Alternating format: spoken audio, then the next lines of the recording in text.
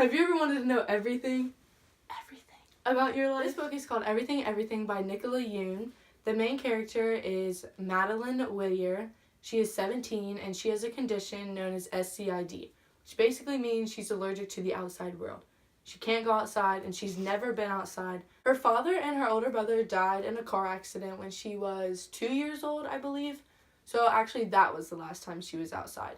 And ever since then, she started getting sick and her mother got worried, so she took her to the hospital, and that was when she was diagnosed with SCID.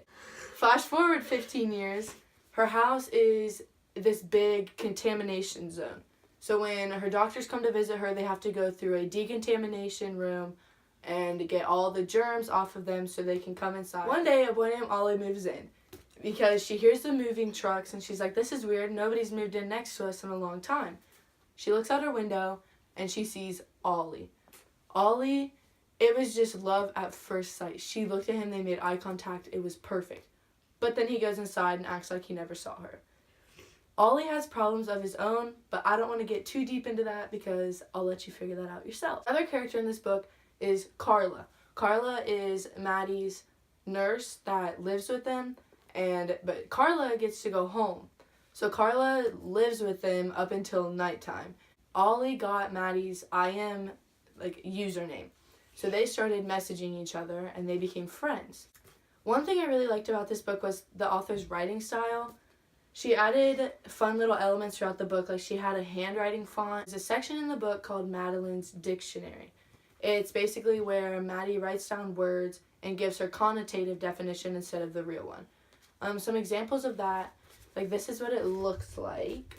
And this one is suspicion, the truth you don't believe, can't believe, and won't believe. Another thing that I really liked about her writing style, she added fun little images into the book. Like she used a piece of concrete poetry to describe a spiral, a downward spiral in Maddie's life.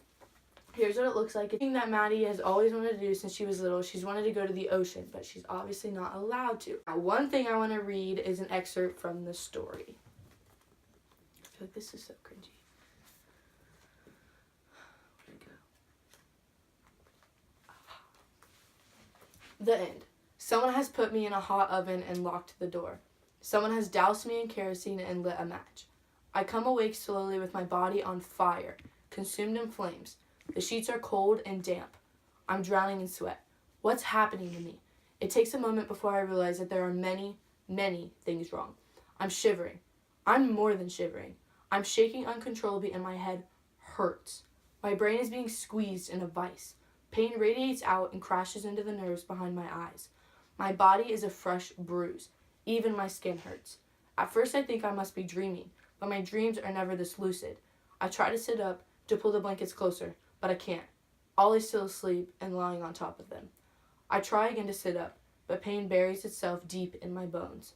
The vice around my brain tightens, and now there's an ice pick stabbing indiscriminately at the soft flesh. I try to cry, but my throat is raw, as if it'd been screaming for days and days. I'm sick. I'm more than sick. I'm dying. Oh God. Ollie. This is going to break his heart. He awakes as soon as I think it. Mads? He asks into the dark. He turns on the bedside lamp and my eyes burn. I squeeze them shut and try to turn away. I don't want him to see me like this, but it's too late. I watch his face go from confusion to recognition to disbelief, then terror. I'm sorry, I say, or try to say, but I don't think the words make it past my lips. He touches my face, my neck, my forehead. Jesus, he says over and over again. Jesus. He pulls the blanket off and I'm colder than I'd ever thought possible. Jesus, Maddie, you're burning up. Cold, I croak, and he looks even more terrified. He covers me and cradles my head, kisses my lips. You're fine, he says. You're going to be fine. I'm not, but it's nice of him to say so. My body pulses with pain and my throat feels like it's swelling shut. I can't get enough air. I need an ambulance, I hear him say. I roll my head around. When did he get to that side of the room? Where are we? He's on the phone. He's talking about someone sick, someone is sick, dying, emergency, pills not working. He's talking about me. He's crying. Don't cry. Kara will be fine. Your mom will be fine. You will be fine. The bed sinks. I'm in quicksand. Someone's trying to pull me out. His hands are hot. Why are they so hot? Something glows in the other hand. It's his cell phone. He's saying something, but the words won't come clear. Something. Mom. Your mom.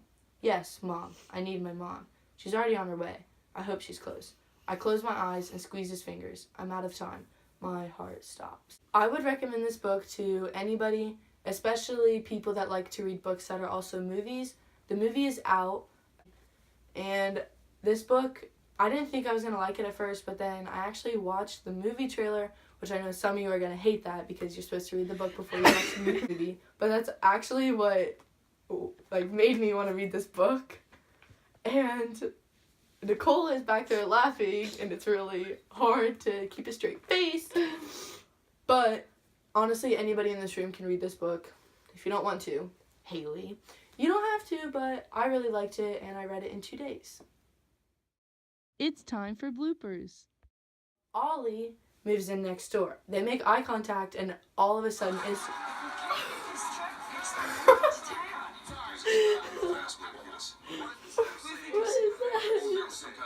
I'm putting that in the bloopers. I'm so sad. You're supposed to read the book before you watch the movie.